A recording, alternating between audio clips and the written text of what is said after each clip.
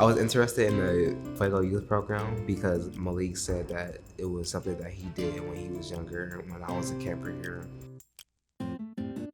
This past year, I was his mentor, so I helped him create his Fuego project.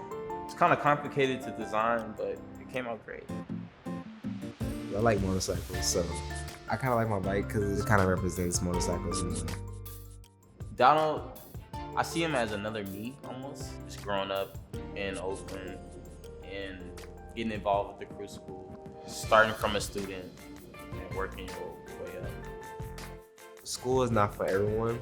Some people just don't learn as well in school, and some people like working, and I feel like if they knew about trades, they would be able to find somewhere where they can learn and work at the same time while being paid. There's not many places like this.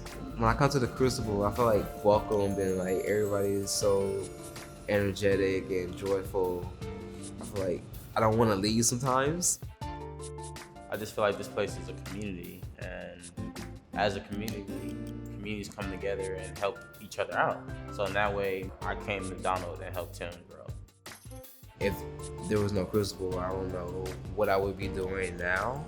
I'm pretty sure not welding.